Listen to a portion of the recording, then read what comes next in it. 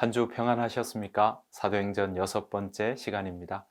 지난주부터 우리는 땅끝까지 복음이 어떻게 전해졌는지 우리가 함께 살펴보기 시작했습니다. 예루살렘에서는요, 베드로가 주로 대표적인 증인으로서 나왔다면 유대와 사마리아 지역에서부터는요, 베드로도 나오지만 바울도 함께 나왔습니다. 앞으로 땅끝까지 사역에서는요, 바울이 대표적인 증인으로 나온다는 사실 우리가 기억하면서 시작하겠습니다. 지난번 강의 우리가 바울의 1차 전도 여행이었었는데요. 오늘은 바울의 2차 전도 여정을 따라가 보겠습니다. 2차 전도 여정은요, 사도행전 15장 36절부터 18장 22절까지 나오고 있습니다. 먼저 2차 전도 여정은 이렇게 시작됩니다. 사도행전 15장 36절 말씀인데요. 며칠 뒤에 바울이 바나바에게 말하였다. 우리가 주님의 말씀을 전파한 여러 도시로 신도들을 다시 찾아가서 그들이 어떻게 지내고 있는지를 살펴봅시다. 여러분, 바나바와 바울은요, 마가 요한을 데리고 갈 것인지를 놓고 첨예하게 대립합니다. 바울은 마가 요한을 데리고 가자는 바나바의 의견을 단호히 거절했습니다. 그 이유는 마가 요한이 자기들을 떠나 함께 일하러 가지 아니한 자였기 때문입니다. 마가 요한의 문제로 바울과 바나바는 결국 갈라서게 되죠. 바울과 바나바는요, 각기 전도 여정을 달리하게 됩니다. 바나바는 조카인 마가 요한을 데리고 자신의 고향 그리고 1차 전도 여정으로 갔던 구브로로 가게 되었고요. 반면에 바울은 실라를 데리고 수리아와 길리기아 지역으로 가서 교회들을 방문하기 시작했습니다. 그리고 길리기아 관문을 지나서 타우루스 산맥을 넘어서 1차 전도 여정에 들렀던 도시들, 더베, 루스드라, 이고니온, 비시디아, 안디옥 이런 곳들을 찾았습니다. 바울은 신라와 함께요, 이런 도시들을 방문하면서 루스드라와 이고니온에 있던 형제들에게 칭찬받는 디모데를 만나서 여기서 전도 여정에 동참을 시킵니다. 그러나 그 전에 바울은 디모데에게 할례를 행하게 됩니다. 바울은 디모데에게 할례를 받도록 한 이유는요, 그의 아버지가 헬라인인 것을 아는 그 지역에 있는 유대인들 때문이었습니다. 유대인들은 이방인들과 함께 다니지도 않고 함께 식사도 하지 않는 전통이 있었기 때문입니다. 곧 구원론적인 문제가 아니라요, 할례에 대한 유대인들의 민감한 태도 때문에 혼혈인이었던 이 디모데로 하여금 할례를 받게 한 것입니다. 바울은 지난번 여정에 들렀던 비시디아 안디옥을 실라와 그리고 디모데와 함께 방문해서 그곳 성도들과 교제합니다. 남갈라디아 지방의 교회들을 다니면서 예루살렘에 있는 사도들과 장로들이 작정한 규례, 곧 이방인들이 구원 얻기 위해서 할례를 받을 필요가 없다는 것과 대신 4가지 금지 사항만을 지키도록 한 사항을 그들에게 설명하고 가르쳤습니다. 자, 여기까지가 1차 전도여행 함께 돌아봤던 지역인데요. 바울은 여기서 멈추지 않습니다. 서쪽으로 그 걸음을 돌려서 아시아 지역으로 가고자 했습니다. 아시아의 중심 도시인 에베소로 직행하려고 했던 것이죠. 하지만 성령은 허락하지 않으셨어요. 또한 소아시아 북쪽에 위치한 비두니아 지역에 가지 못하도록도 막으셨습니다. 2번이나 막으시는 일이 있습니다. 바울 일행은 무시아 땅을 지나 마침내 결국은 드로아 지역 서쪽 끝까지 가게 됩니다. 드로아는 소아시아와 마게도냐를 잇는 큰 항구입니다. 바울은 이곳에서 마게도냐로 건너와 자신들을 도와달라는 그 마게도냐인의 환상을 보게 됩니다. 바울 일행은 그 환상이 마케도니아 사람들에게 복음을 전하라고 하나님께서 부르신 것으로 그들이 확신하게 되는 거죠. 자, 바울 일행은요, 거기에서 드로아에서 배로 떠나 사모드라게로 직행하고 이튿날 마케도니아 지방의 항구 도시 네아폴리로 도착합니다. 네아폴리, 뉴폴리스입니다. 네아폴리에서 마케도니아 지역의 대표 도시인 빌립보까지 다시 가게 되죠. 빌립보에 도착한 바울 일행은요, 그 빌립보에서 수일간 지내는 중에 빌립보 성 안에 회당이 없다는 것을 알게 됩니다. 여러분, 회당이 없다는 것은요, 유대인 남자 10명이 안 된다는 거나 또는 유대인 남자들이 신앙이나 열성이 적기 때문이었을 것으로 우리는 짐작해 볼 수 있습니다. 자, 마침 안식일을 맞게 돼요. 수일간 유하다가 안식일을 맞았을 때 유대 사람이 기도하는 초소가 있음직한 곳을 찾아놨습니다. 결국 빌립보 성문 밖 강가까지 나가게 되죠. 여러분 지금 보시는 사진이요, 성문 밖 강가의 모습입니다. 그곳에서 바울은요, 강가에 모여 앉은 여성들을 만나게 되었고, 유대인으로서 안식일에 이방인 여인을 만난다는 것 익숙치 않은 일인데도 무릅쓰고 그들에게 복음을 전했습니다. 이때 자주 옷감 장사 루디아가 복음을 듣고 바울을 영접해 그의 온 가족이 다 세례를 받게 되는 일이 일어나게 되죠. 이 부분을 사도행전 16장 14절에서는 이렇게 말씀하고 있습니다. 두아디라시에 있는 자색 옷감 장사로서 하나님을 섬기는 루디아라 하는 한 여자가 말을 듣고 있을 때 주께서 그 마음을 열어 바울의 말을 따르게 하신지라. 그와 그 집이 다 세례를 받고 우리에게 청하여 이르되 만일 나를 주 믿는 자로 알거든 내 집에 들어와 유하라 하고 강권하여 머물게 하니라. 이 자리에도 여러분 여전히 주께서 일하고 계셨습니다. 여러분 여기에서 빌립보 교회가 세워졌던 것입니다. 지금 보시는 교회가요, 그리스 빌립보 지역에 가면 볼 수 있는 루디아 기념 교회입니다. 자, 이후에 바울은요, 기도하는 곳에 가다가 점치는 귀신에게 사로잡힌 여종을 만납니다. 바울은 여종을 사로잡고 있는 귀신을 단번에 쫓아내어서 하나님의 능력이 점치는 귀신의 능력을 압도한다는 것을 증명하게 되죠. 그런데 이것 때문에 문제가 생깁니다. 점치는 귀신 들린 여종의 주인은요, 이제 여종으로부터 경제적 이익을 얻을 수 없게 되었던 거죠. 여종의 주인은 바울과 실라를 상관들 앞으로 끌고 갔습니다. 상관들과 모인 사람들은요, 재판도 없이 바울과 실라를 매질하게 되고 깊은 감옥에 가두었습니다. 자, 하나님은요, 이들을 그냥 두지 않으십니다. 놀라운 기적을 베푸십니다. 밤중쯤 되었을 때 바울과 실라가 기도하고 찬양하고 있는데 큰 지진이 일어나 옥문이 열렸습니다. 모든 죄수의 수갑이며 착고가 벗겨진 일이 일어나게 되죠. 자, 간수는요, 옥문이 열려 수감되어 있던 죄수들이 도망친 줄 알고 스스로 목숨을 끊으려고 합니다. 자, 그때 바울은 우리가 모두 그대로 있다라고 외치며 간수를 안심시킵니다. 자, 간수는 이때 이렇게 이야기를 하죠. 내가 어떻게 해야 구원을 얻을 수 있습니까? 그렇게 묻게 되죠. 바울과 실라는요, 이 질문에 주 예수를 믿으라, 그리하면 너와 내 집이 구원을 얻으리라 라는 대답을 하게 됩니다. 이때 그 간수와 간수의 집이 복음을 받아들여 구원을 받게 됩니다. 자, 다음 날 관리들이 바울과 실라를 감옥에서 풀어주려고 하지만 바울과 실라는 로마 시민인 자신들을 불법적으로 처벌했다고 항의했습니다. 바울은 상관들이 직접 와서 사과하고 자신들을 데리고 나갈 것을 요구했어요. 이는 바울이 로마 시민권자라는 권리를 자신의 불명예를 회복시키려 하는데 사용한 것이 아닙니다. 빌립보 사람들이 가질 수 있는 복음과 교회에 대한 오해, 그 오해를 불식시키려는 의도가 여기에 담겨 있었던 거죠. 옥에서 풀려난 바울과 실라는요, 루디아 집에서 형제들과 함께 지내다가 다른 지역으로 떠났습니다. 자, 빌립보에 이어서 바울과 실라의 다음 목적지는 데살로니카였습니다. 빌립보에서 떨어진 그 암비볼리를 거쳐서요, 아볼로니아를 지나서 데살로니카로 가게 됩니다. 자, 이 길에는요, 이그나티아 대로라는 그 도로로 연결되어 있었어요. 빌립보에서 암비볼리까지는 60km, 암비볼리에서 아볼로니아까지는 48km, 아볼로니아에서 데살로니카까지는 60km 정도 떨어져 있었습니다. 여러분, 이런 말 있죠. 모든 길은 로마로 통한다.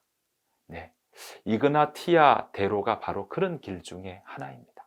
참고로 이그나티아 대로는요, 로마와 마케도니아 그리고 소아시아를 연결하는 도로였습니다.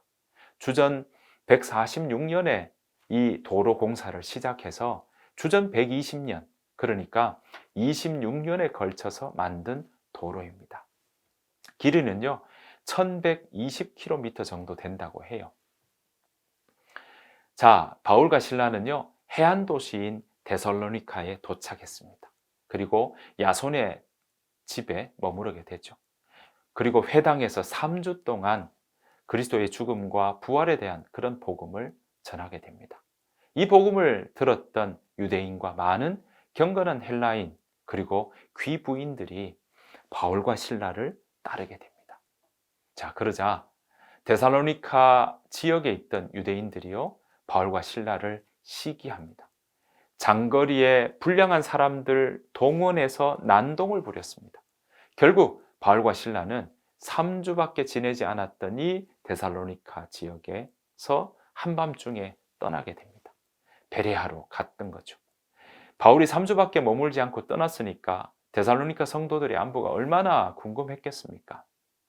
이것 때문에 후에 바울은요 디모데를 보내서 데살로니카 성도들이 믿음에 굳게 서서 거짓 교사들, 그때 당시에 있었던 거짓 교사들에게 넘어가지 않도록 당부하는 편지를 쓰게 됩니다.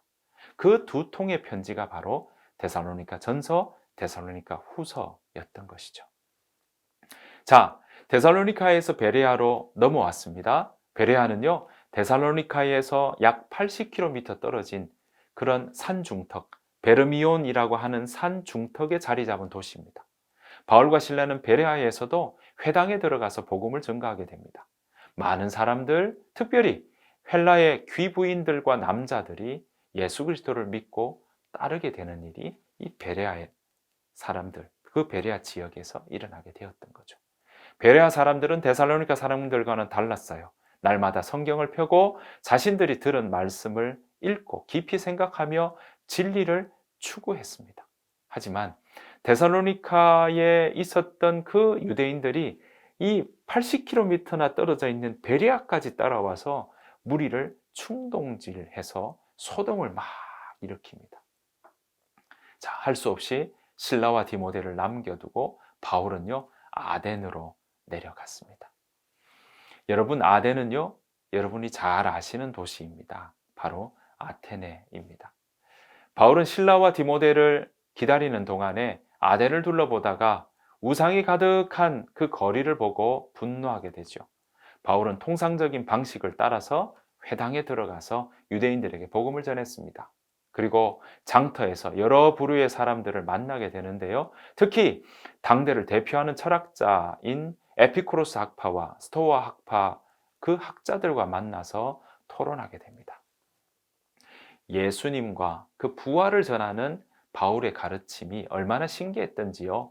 이 아테네 사람들과 철학자들은 당시 토론과 회의의 중심지인 아레오파고로 바울을 데려갔습니다. 새로운 사상과 종교 그리고 철학을 듣기 원하는 자들에게 바울은요 참 생명의 종교인 이 그리스도의 복음을 그들에게 공식적으로 전할 기회를 얻게 되었던 것입니다. 먼저 바울은요 이 아레오파고에서 알지 못하는 신을 위해 세운 제단을 접촉점으로 삼아서 유일하신 참 하나님을 소개합니다. 그 주변에 알지 못하는 신에게 바치는 그 신상이 있었거든요.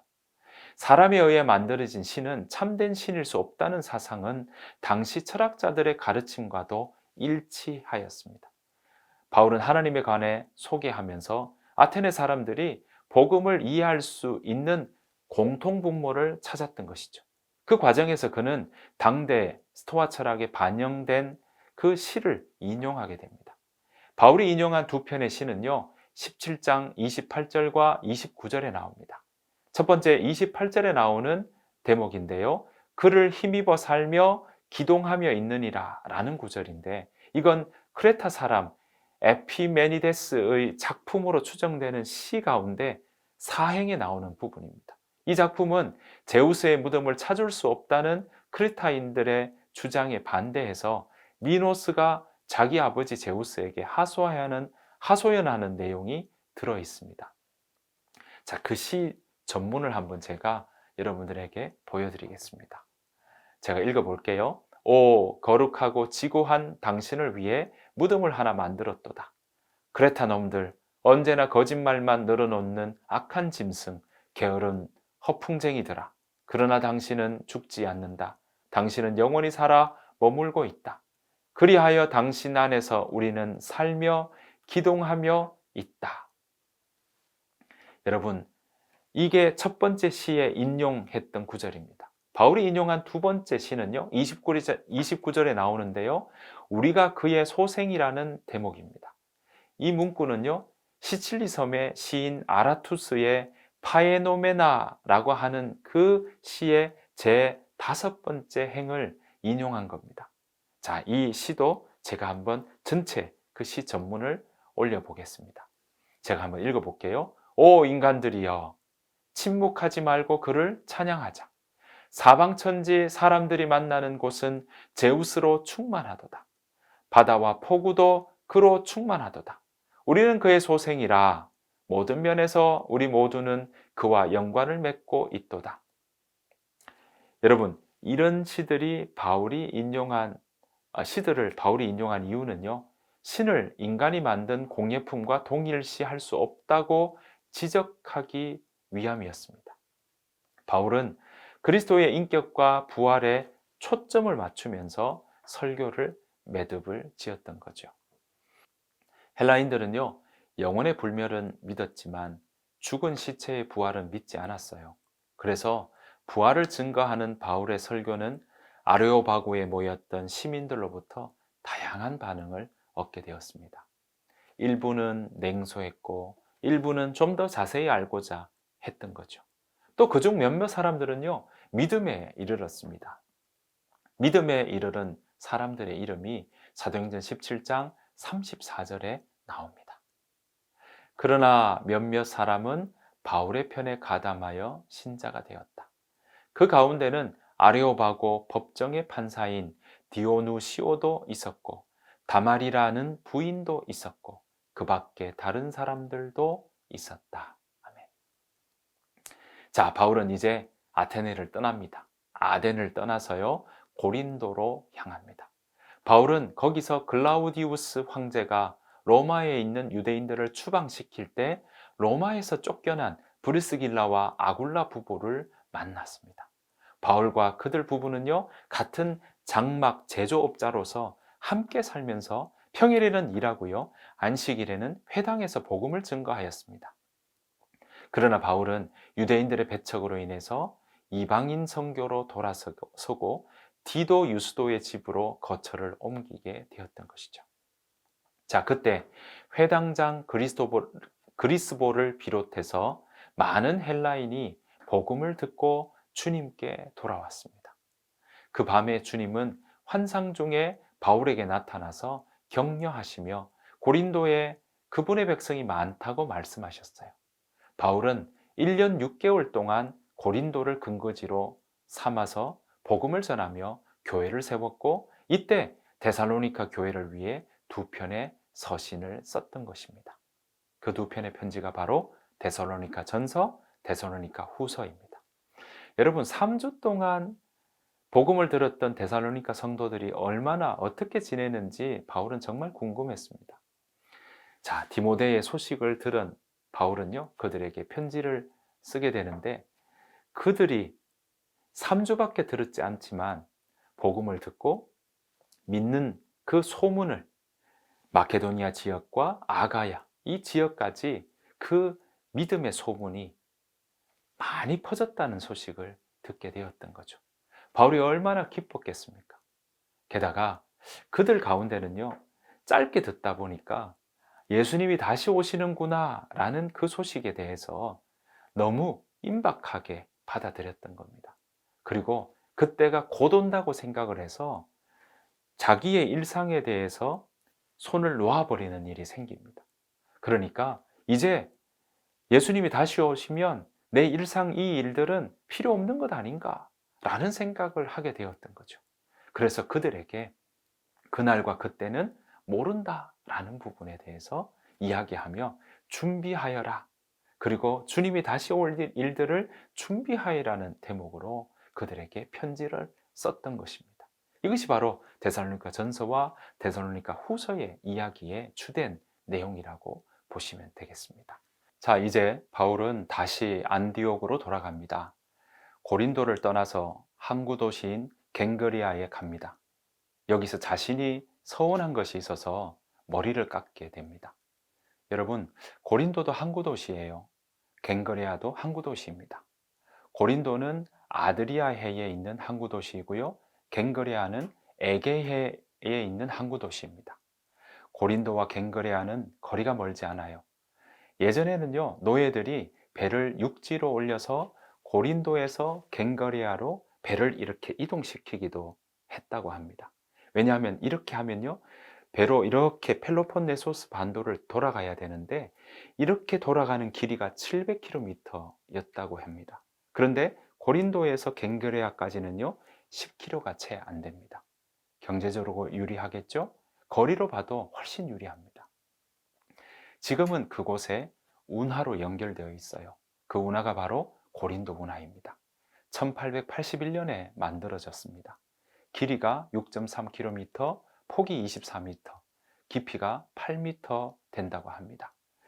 자, 바울이요, 에베소로 가야 되니까 갱그레아, 에게해에 있는 갱그레아 항구로 가는 게 맞는 거죠. 여기에서 배를 타고 에베소로 가게 됩니다. 이윽고 에베소로 향했죠. 그리고 가이사랴와 예루살렘을 거쳐 2차 전도 여정이 시작되었던 수리아 안디옥으로 돌아갔습니다. 에베소에 머물 때에는 회당에 들어가 유대인들과 변론을 벌였죠.